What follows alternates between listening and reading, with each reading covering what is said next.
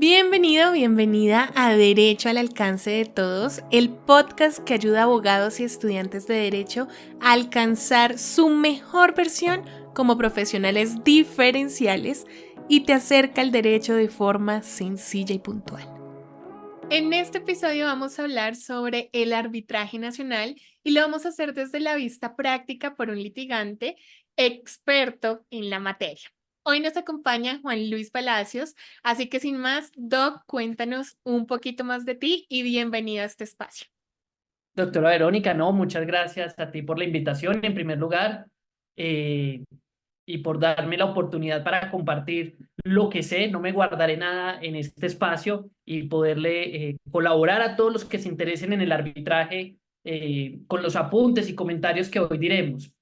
Bueno, mi nombre es Juan Luis Palacio, yo soy abogado especialista en Derecho Comercial y Financiero que dedico mi práctica al litigio, especialmente al arbitraje, a llevar litigios como demandante o como demandado ante tribunales de arbitraje y adicionalmente me encuentro habilitado para servir como árbitro en las cámaras de comercio, en los centros de arbitraje de las cámaras de comercio de Medellín y Cali y estoy habilitado también como secretario de tribunales de arbitramiento en el centro de arbitraje de la Cámara de Comercio de Bogotá.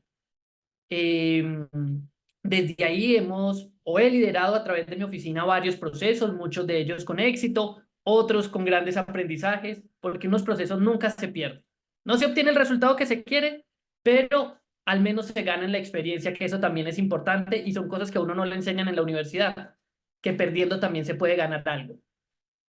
Y bueno, una práctica dedicada a los métodos alternativos de solución de conflictos y asesorar a las empresas. Ojalá que no tengan que llegar al conflicto, pero las controversias hacen parte de la naturaleza humana y si se ha presentado esa controversia, pues buscar la mejor forma de solucionarla, ya sea conciliando, negociando y si no se puede, a través del arbitraje. Bueno, como pueden ver, estamos en excelentes manos en este episodio, así como en todos los demás. Doc, para quienes no están familiarizados con eso del arbitraje nacional, ¿a qué es que nos referimos cuando decimos arbitraje nacional o doméstico? Bueno, interesante pregunta porque eso se oye todo el tiempo y eh, eh, sentimos que es algo muy alejado.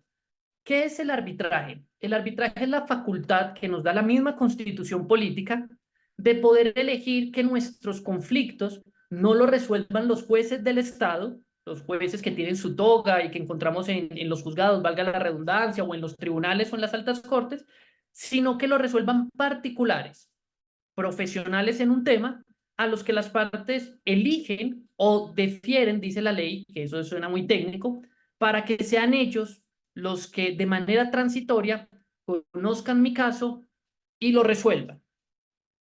¿Cuáles son las ventajas de poder acudir al arbitraje? Tiene varias. La primera es que es un mecanismo que es muy rápido. La jurisdicción ordinaria, esto que yo llamo los jueces del Estado, que es la jurisdicción ordinaria en términos técnicos, eh, tienen unos procedimientos que son muy extensos y los jueces de la República pues conocen de muchos casos y por eso suelen congestionarse y un proceso en Colombia, en el mejor de los escenarios, puede demorarse 5 años.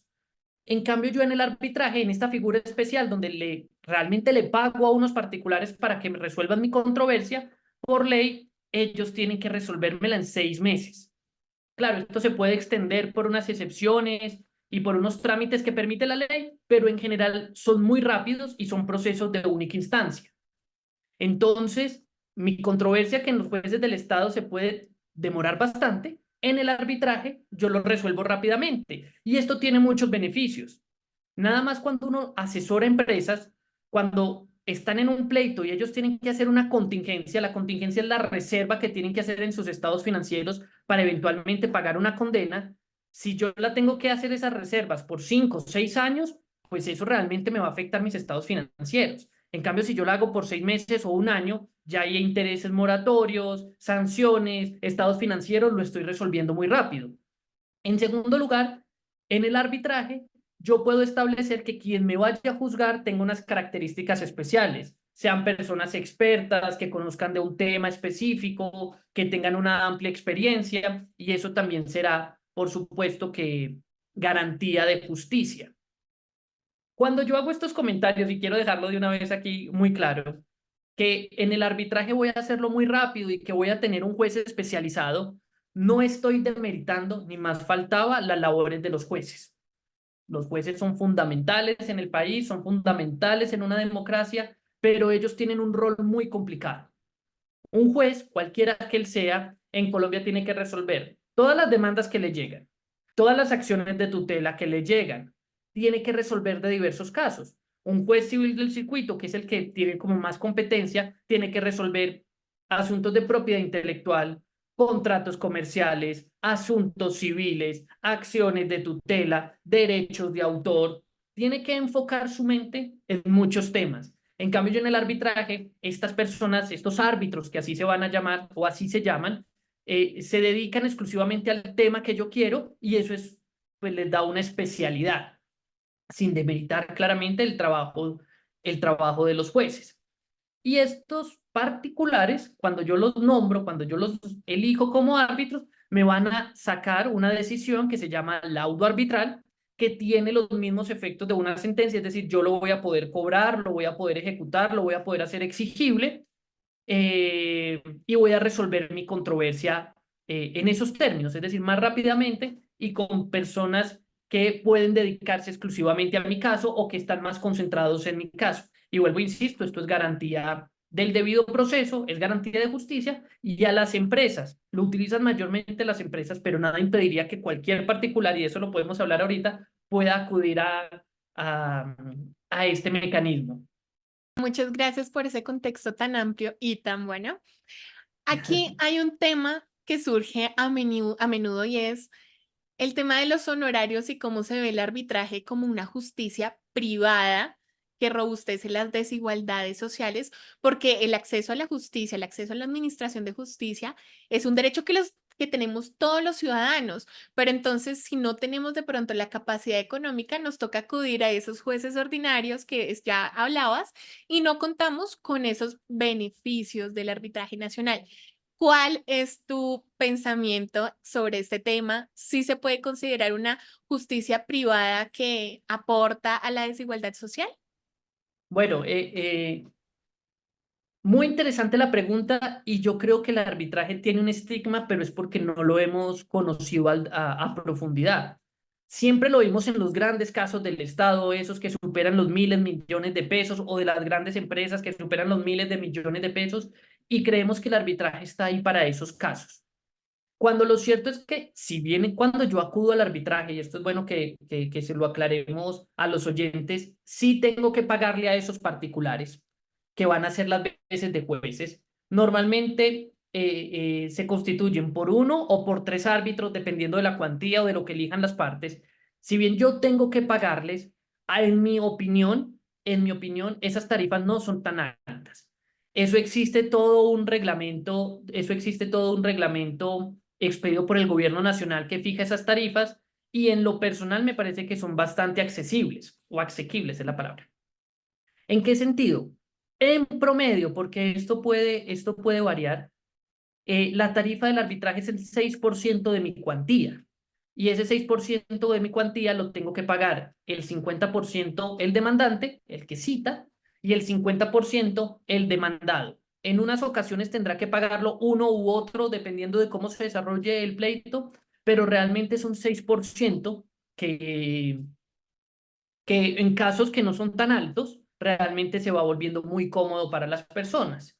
Quiero poner nada más un ejemplo de lo que ocurre en la realidad.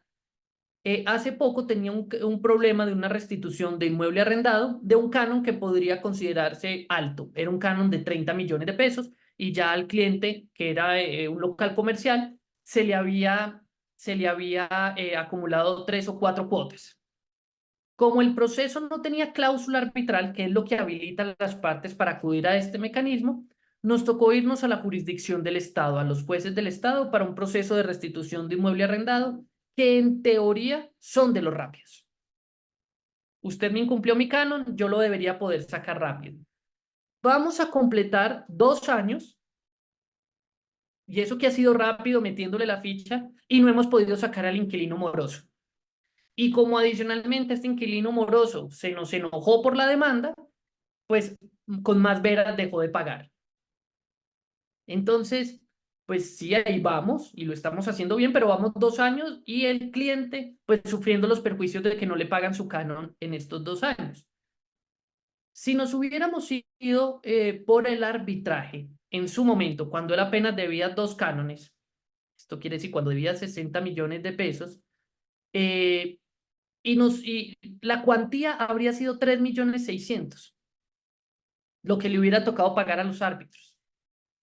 A él 1.800.000, 1.800.000 a la contraparte. Inclusive, si él lo hubiera asumido todo, habrían sido 3.600.000. Y habría tenido ya su decisión, seguramente favorable, modestia aparte, eh, en 6 meses, o inclusive más rápido porque la controversia del caso no es tan alta. Entonces es ahí donde yo pongo en juego a las personas y le digo, bueno, asumir el 6% de la cuantía, pero tener al inquilino afuera en 6 meses, o no asumir este costo, sí, es un costo, es un gasto más, pero ya vamos para 2 años. Para 2 años y todavía nos falta la sentencia y que se haga luego la diligencia de restitución de inmueble arrendado, que es otro cuento. Entonces sí tiene esos gastos, pero no en todos los casos es tan excesivo. E inclusive hay algo que se le olvida a las personas. En el arbitraje, yo puedo pactar de entrada los honorarios de los árbitros. La ley me faculta que yo lo pacte. Y es habitual en los casos donde uno puede decir, mire, cualquier controversia, mi árbitro solo va a poder cobrar 5 salarios mínimos, no importa la cuantía, o 10 o 15, los que pactemos y consideremos que sea razonable para el pleito. En ese sentido, somos las partes las que vamos fijando de entrada nuestros gastos para que cuando llegue al pleito, pues no nos salga tan costoso. Pero adicionalmente, en el arbitraje también existen figuras como el arbitraje social o como el amparo de pobreza. En el arbitraje social es unos casos que cuando no exceden 40 salarios mínimos me van a aplicar unas tarifas preferenciales mucho más bajas y me van a reducir ciertos gastos, o si no tengo los medios suficientes para pagarlos, puedo solicitar que se me asuma un amparo de pobreza y que inclusive yo no tenga que pagar nada. Entonces, esto para responder, sí, es una forma de justicia privada en el sentido de que yo le pago a particulares, sí, hay unos gastos que están asociados al arbitraje, pero que cuando uno analiza costo, beneficio, tiempo, duración, riesgos, me sale mucho más económico. Dos, para los pleitos que no son tan grandes, puedo acudir a figuras donde me van a reducir mucho los costos. Tres, puedo valerme del amparo de pobreza si es que es necesario para no tener que pagar nada. O cuatro, si yo desde que estoy en mi contrato, cuando yo lo estoy redactando, analizo los costos de mi pleito, desde ese mismo instante yo puedo fijar los honorarios de los árbitros para yo tenerlo de una vez controlado. Entonces yo puedo decir, desde ahora mi árbitro no me va a cobrar más de 5 salarios, más de 2 salarios, más de 3, más de 10. Pero desde la misma entrada, yo como sujeto contractual, como contratante, puedo establecer los gastos. ¡Qué maravilla! La ley me dice, fije usted mismo cuánto le va a costar. Entonces, sí es un mecanismo que puede resultar excluyente si uno lo ve aisladamente, pero cuando ya empiezo a ver sus beneficios y que yo mismo puedo fijar de entrada mis gastos, pues vamos viendo que no es tan excluyente como se quiere y que realmente es un buen mecanismo para las personas. Es solamente estar consciente de cómo funciona y cómo lo puedo poner en funcionamiento y a operar. Solamente para hacerles otro de sus beneficios en este sentido. Por ejemplo, durante la pandemia, los que tenían cláusula arbitral podían acudir a esta figura sin ningún tipo de inconveniente, porque además siempre ha sido virtual. En cambio, los que tuvimos que acudir a la jurisdicción ordinaria, hubo un tiempo en la pandemia en la que estuvimos suspendidos, naturalmente, pues porque había una pandemia y no nos impedía ir a los juzgados. Pero ve uno que realmente sí es un mecanismo que está hecho para ser mucho más rápido y que lo que yo llegue a pagar realmente lo veo compensado en esa misma diligencia que el arbitraje me permite. Doc, yo estoy totalmente de acuerdo. Bueno, creo que al trabajar en el arbitraje nacional, uno le coge mucho amor a este mecanismo y estoy totalmente de acuerdo con todo lo que dices. Y quiero resaltar algo que decías, y es que uno debe dejar muy bien pactadas las cosas. Eso quiere decir, para quienes están escuchando y están viendo esto, que cuando nosotros estamos haciendo el pacto arbitral, que puede ser por la cláusula compromisoria o un posterior compromiso, debemos Correcto. asesorarnos muy bien con un profesional del derecho con experiencia, con experticia, porque nosotros estamos poniendo unas reglas de juego para determinar precisamente nuestro proceso. Entonces es crucial que tengamos un acompañamiento idóneo. Eso porque ya sabemos que nuestro país está acostumbrado a acudir al abogado solo para remediar el problema y no de manera preventiva o desde la consulta como una forma de hacer un manejo sano de controversia o contención de controversias. Eso como para complementarlo. Y yo sé que a algunos les parece también un poco controversial el establecer la cláusula compromisoria en uno que otro contrato. Y yo creo que para nosotros que trabajamos en esta materia también lo es porque sabemos que puede existir la cláusula compromisoria como una cláusula abusiva en los contratos. Entonces, Doc, explícanos qué es eso de la cláusula abusiva en los contratos, recayendo obviamente en la cláusula compromisoria. Bueno, vamos a devolvernos un poquito antes de entrar en la abusividad o no. Como el arbitraje es un mecanismo para aplicar justicia, que ya dijimos que tiene unos gastos que se pueden controlar, pero que tiene unos gastos, y que es algo excepcional. ¿Por qué excepcional? Porque la regla general es que todos podemos acudir a los jueces del Estado, que están ahí para nosotros, en todas sus instancias, con su procedimiento, con sus reglas, con todo lo que implica acudir al juez, pero que es gratuito y que está ya a nuestra disposición. Pero la ley nos da la alternativa, bueno, pero si usted no quiere, pague unos servicios de arbitraje que también le van a llegar a una solución, pero eso es transitorio y excepcional, es solo si usted quiere. Y es ahí donde encontramos la primera regla fundamental del arbitraje, es la voluntad. Solo pueden ir a esta figura las personas que libremente y conscientemente acudan a esa figura. Nadie me lo puede imponer. Si yo quiero mantenerme en un juez del Estado, ahí me quedo. Y nadie me puede obligar a que yo vaya al arbitraje porque, vuelvo, insisto, es una figura que es alternativa a la justicia del Estado y por ende excepcional. Y entonces la ley dice, bueno, para que no haya dudas de quiénes quieren ir al arbitraje, ustedes me tienen que pactar un pacto arbitral, valga ahí como la redundancia, me tienen que acordar un pacto arbitral, que el pacto arbitral es esa obligación que asumimos las partes de resolver nuestros conflictos, no en la justicia del Estado, sino en el arbitraje. Y eso debe quedar contenido, esto tiene unas reglas, puede ser una cláusula compromisoria contenida en el contrato que pactamos las partes, que tiene que ser muy bien estudiada, eso no puede cogerse cualquier modelo que encontremos en Internet, sino que tiene que ajustarse a las necesidades, tiene que conversarse y tiene que adecuarse. O lo podemos hacer luego, postcontractual, llamémoslo así, en un compromiso, es decir, en un documento aparte, en un acuerdo aparte. Pero siempre tiene que emanar de la voluntad de los contratantes o de la voluntad de quienes están involucrados en ese conflicto que se quiere solucionar. ¿Qué es lo que ha ocurrido desafortunadamente? Que muchas veces el arbitraje se ha utilizado como barrera o como un impedimento para que en ciertos casos la gente pueda acudir a la justicia. ¿Por qué?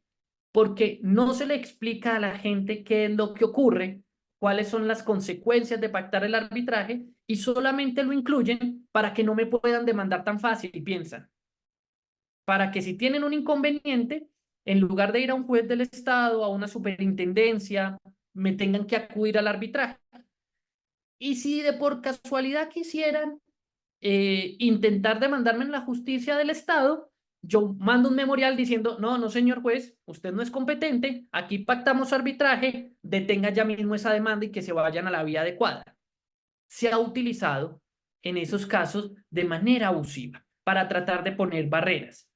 ¿Y en qué casos es donde más se han visto estas cláusulas abusivas? ¿Por qué abusivas? Porque no son objeto de la concertación, sino que lo único que buscan es ser una barrera, en lo que habitualmente se denominan los contratos de adhesión. ¿Cuáles son esos contratos de adhesión? Para explicarle a la gente que no esté familiarizada con el término. Aquellos en los cuales no hay libertad de negociación, sino que a mí me imponen las condiciones. Ahí está el clausulado y yo simplemente voy y lo acepto. ¿Dónde ocurre esto con mayor frecuencia? En servicios bancarios. Cuando yo voy y abro mis cuentas bancarias, cuando yo voy y abro un CDT o una cuenta de ahorros, uno simplemente firma. Claro, ¿lo hice libremente? Sí, pero yo no tuve la oportunidad de negociar los términos de ese contrato bancario. A mí el banco me dijo, lo toma o lo deja. Y yo Es lo dejé. ujú, un contrato de adhesión para quienes nos estén escuchando o viendo. Exacto. Es típico. Yo simplemente me adherí a sus condiciones. También en los servicios, por ejemplo, de telefonía móvil, cuando yo voy a estas empresas que me prestan mi plan postpago o prepago, yo no negocio con ellos. Ellos simplemente me dicen, estos son los planes, valen tanto, lo toma o lo deja. Y uno pues lo toma aceptando las cláusulas de ellos. También Internet Hogar y bueno, todas esas generales donde hay un gran distribuidor, donde hay una gran empresa que simplemente me dice, si usted quiere conmigo, acepte estas condiciones. Es de esos contratos de adhesión, muchas veces se imponen estas cláusulas arbitrales donde no le explican a la gente, donde no se exponen sus consecuencias, con la única razón de que me sirvan, les sirvan a ellos como una barrera para que yo no los demande tan fácil. Ahí claramente el pacto arbitral, este mecanismo que es tan bueno, se convierte en abusivo porque no lo estamos acordando con la finalidad de resolver un conflicto de mejor manera, sino que me lo están imponiendo con la condición de que eventualmente sirva de barrera. Y recordemos que estos contratos de adhesión llegan a las llegan a todas las generaciones, a todo el público, con formación, sin formación, con especialidad, sin especialidad, con conocimientos, sin conocimientos. Y hay mucha gente que en esa lectura pues no entiende de sus repercusiones ni de nada que se le parezca y no puede medir si realmente quiere o no acudir a esta figura. Entonces, en estos contratos de adhesión, pues el pacto arbitral realmente no tiene la garantía de ser libre y es por eso que uno podría no utilizarlo y llevar a un pleito para no utilizar esas cláusulas. Ahora bien, el gobierno nacional ha sacado algunos decretos y se han obtenido varias sentencias que dicen que en materia del derecho del consumidor, ¿sí? En esas relaciones de consumo donde volvemos a decir las relaciones desequilibradas porque hay alguien con mucho poder y alguien con menos poder, estas cláusulas arbitrales, si no se han explicado de manera adecuada al consumidor, pues no son válidas y no se pueden hacer efectivas. Y esto, ojalá, todavía no lo ha logrado, pero ojalá nos lleve a unas buenas prácticas empresariales donde realmente le den al consumidor la opción. Es que eso no les dañaría nada a la minuta. Cuando lleguen a la cláusula de controversias contractuales, es simplemente que me digan, usted tiene dos opciones, irse a un juez de la República, se tache aquí, o irse a un tribunal de arbitraje y le explicarle a la gente que puede tener unos gastos, unos costos, pero que va a ser mucho más rápido. Si está dispuesto a asumirlo, tache aquí. Es simplemente añadirle algo a la minuta para que generemos la conciencia de la figura y que las personas que lo entiendan, pues decidan por uno u otro. Yo sí tengo que decirlo que si yo tuviera que volver con estas empresas y me dieran esa opción, no dudaría en pactar el arbitraje.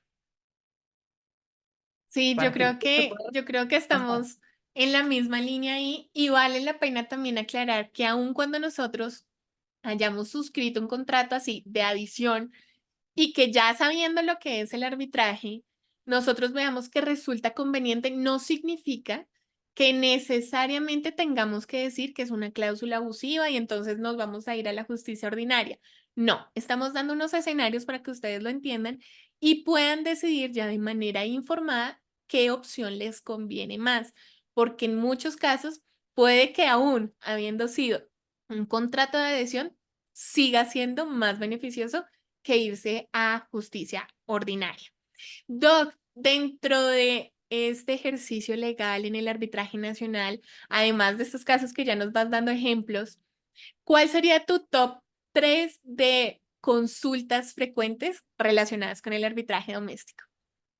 Bueno, la primera y la que siempre tenemos que resolver es cuánto va a valer, quién paga.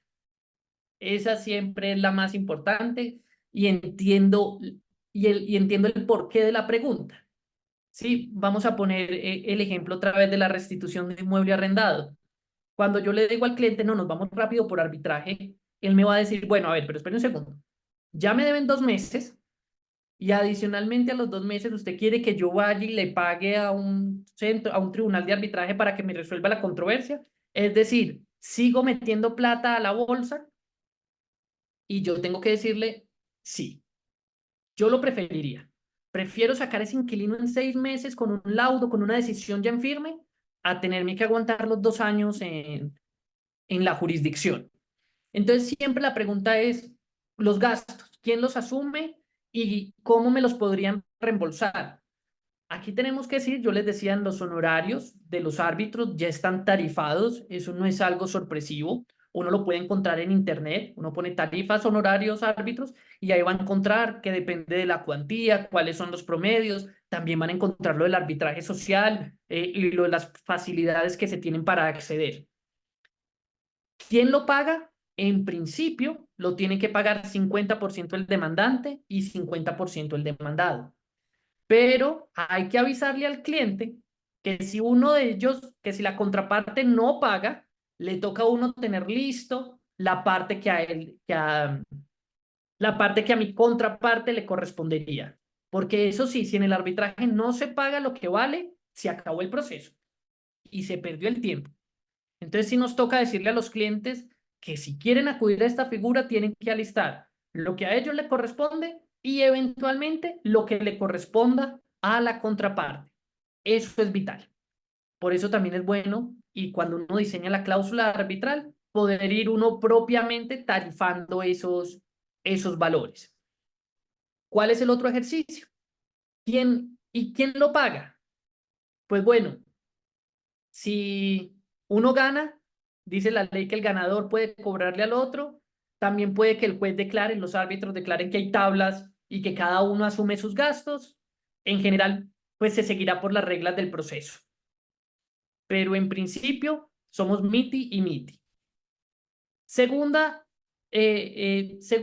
cosa o segunda pregunta que es muy común en el arbitraje y es, bueno, no, entonces vamos a escoger a mi mejor amigo como árbitro.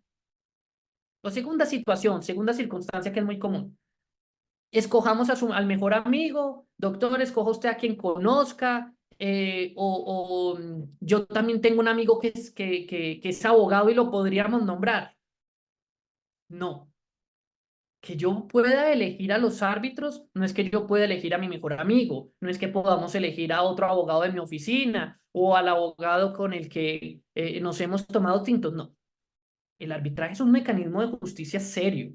Y como es un arbitraje, como es un mecanismo serio, quien va a tomar la decisión, esos árbitros, sean uno o tres, tienen que ser personas de las mejores capacidades, personas idóneas, imparciales. Entonces, ahí los diferentes centros de arbitraje tienen sus listas donde me dicen quiénes son los especialistas, cuáles son sus conocimientos, cuál es su experiencia.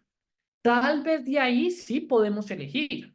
Y por supuesto, si tenemos un conflicto sobre restitución de inmueble arrendado comercial, yo voy a elegir a un árbitro o a unos árbitros que tengan experiencia en materia comercial, en materia de contratación, en materia de arrendamiento, etcétera, etcétera.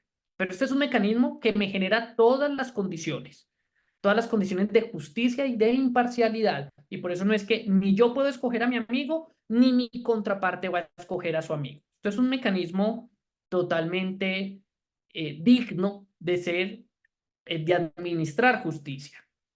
Sobre ese Y punto, y la tercera, perdóname, te interrumpo antes de la perdón, tercera. Para mí es importante que sepan que no se trata solo de confiar en la buena fe de las partes y del centro. También hay un mecanismo que es la recusación de los árbitros. Si vemos que de pronto hay algún indicio en donde esa imparcialidad esté comprometida, las partes también podemos decir, no, no, no, este árbitro no puede ser por una amistad íntima, por el parentesco, porque resulta que tenemos negocios, por cualquier causal. ¿Listo? Eso como para complementar lo que estabas diciendo. Y ahora sí vamos con tu tercera consulta o tema frecuente. Y la tercera pregunta eh, que se hace muy común en el arbitraje es, bueno, vamos, llevamos todo nuestro tribunal de arbitraje y ganamos.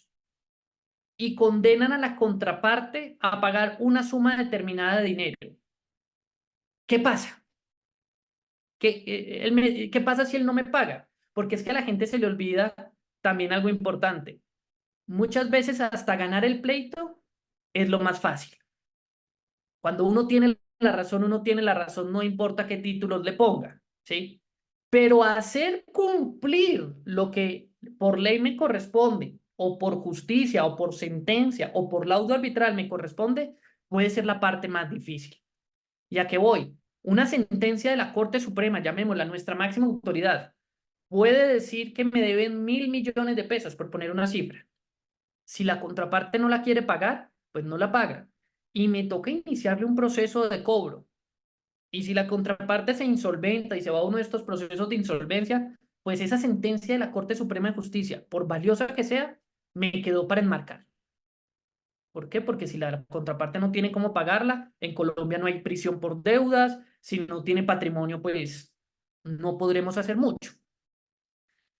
Esto para decirles que el simple hecho de que los árbitros dicten una decisión a mi favor no significa que inmediatamente la vayan a cumplir.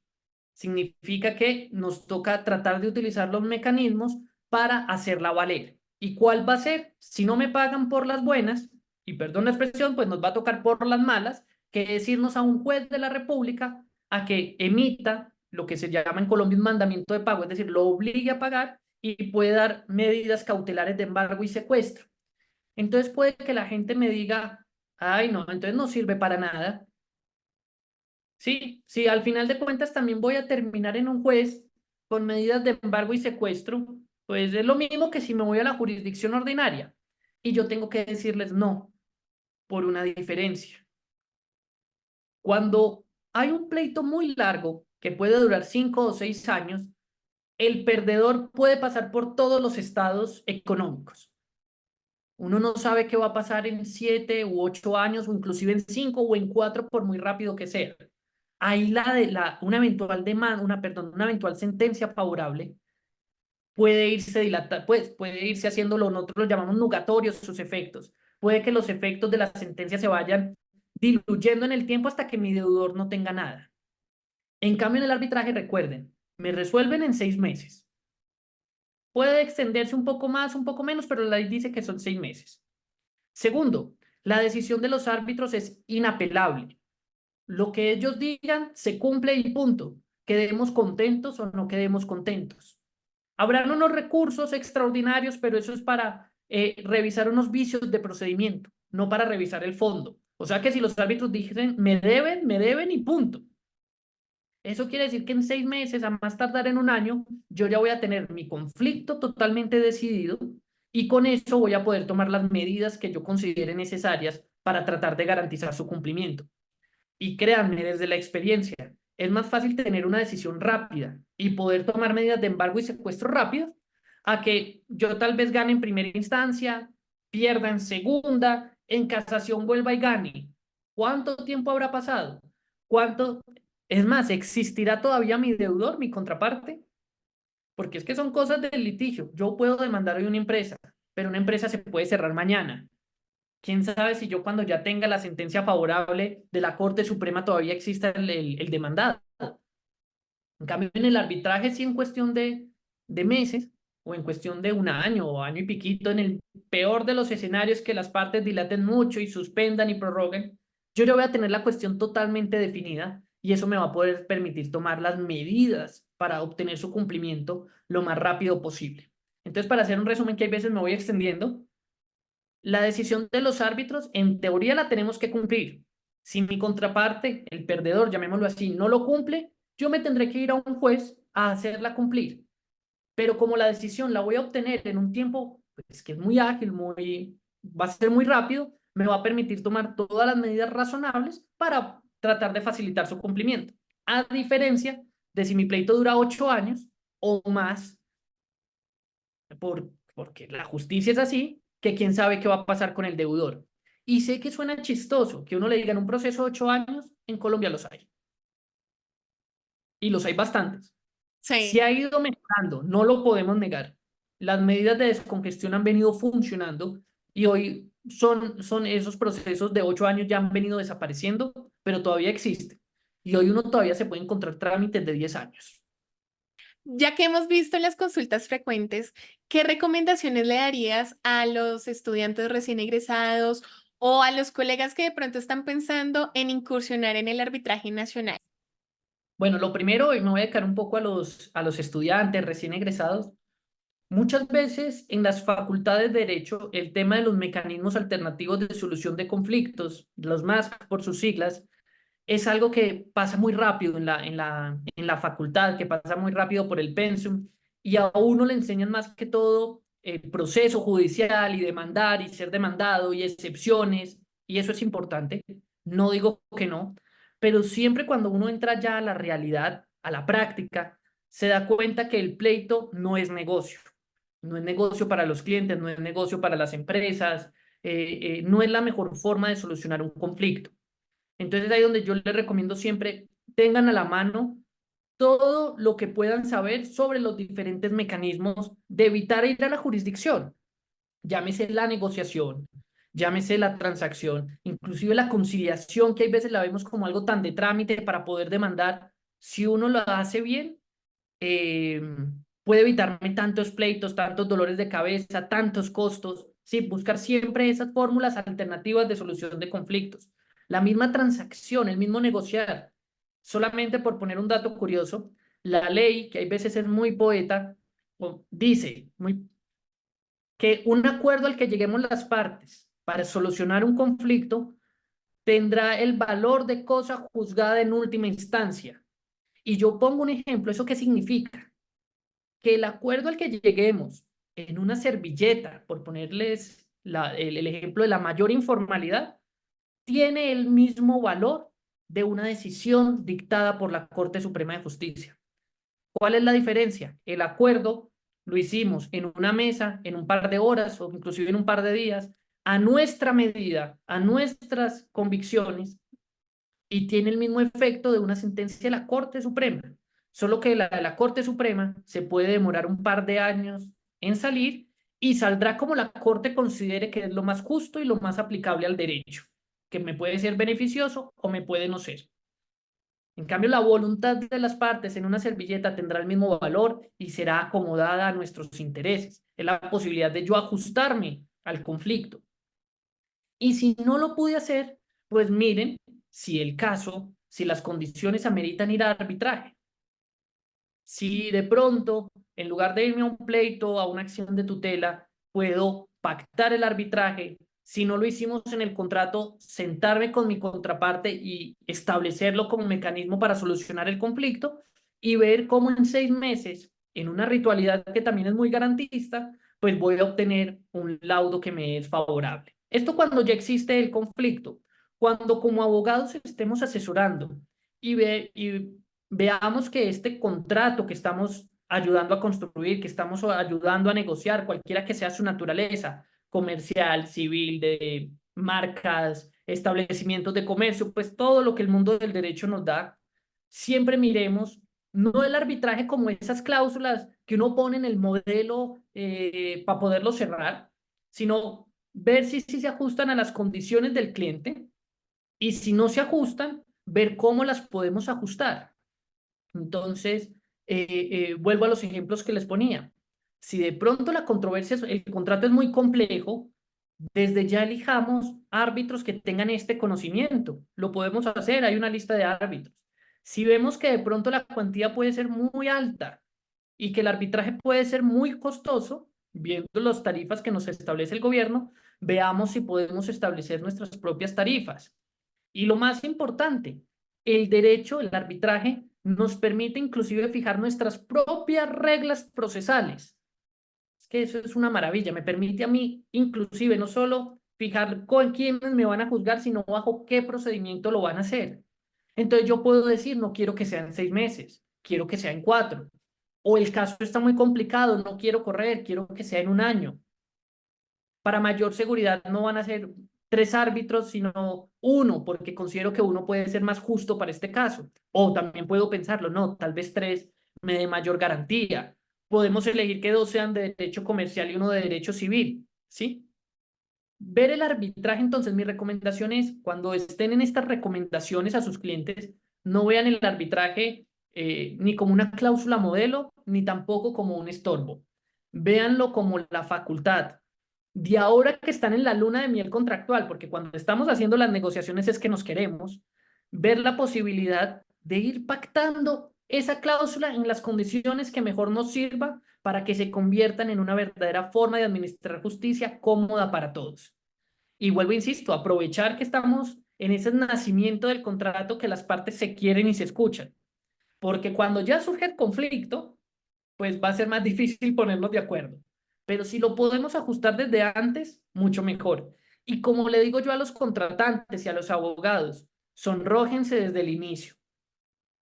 Sonrójense. Digan lo que ustedes quieren contener con total transparencia, para que desde ya me digan sí o no y no llevarme una sorpresa a medio camino, que eso es peor. Yo sí prefiero ponerme rojo desde el comienzo diciendo, no, yo quiero que sea por arbitraje, a que después, cuando ya surja el conflicto, termine en un proceso en la jurisdicción del Estado que vamos para 2 años y no se ha solucionado. Entonces, ver el arbitraje realmente como eso, como una ayuda a la que yo le puedo construir desde el comienzo para ahorrarle tiempo, recursos y estrés a mi cliente. Porque hay veces también lo que quieren es que me eliminen un pleito que si dura 8 años, créanme, los clientes se estresan y cada vez que hay un auto se van a estresar y cada vez que haya una citación a audiencia se van a estresar. Si yo les puedo reducir ese estrés a 6 meses, créanme, se los van a agradecer. Y a los litigantes y a los que ya tienen experiencia sabrán que lo que estoy diciendo es cierto y que si podemos ir construyendo las soluciones desde el comienzo, pues mucho mejor. Doc, si queremos estar en contacto contigo, ver más de toda esta experiencia que tienes, recomendaciones o queremos hacerte alguna consulta, ¿en dónde te podemos encontrar? Bueno, muchas gracias.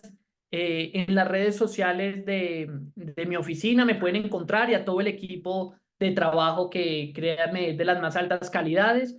Nosotros somos Palacio de Abogados Asesores, entonces nos pueden encontrar en Instagram, en LinkedIn y en Twitter, así Palacio y de Y, abogados. Así nos encuentran en las diversas redes sociales. Ahí atendemos consultas, requerimientos o también van a poder encontrar nuestros datos de contacto por si ya quieren algo mucho más personalizado o que podamos abordar el caso con mucha más tranquilidad y obviamente mucha más profundidad. Gracias, Doc. Gracias por este espacio, por compartirnos tu experiencia, estas recomendaciones tan valiosas.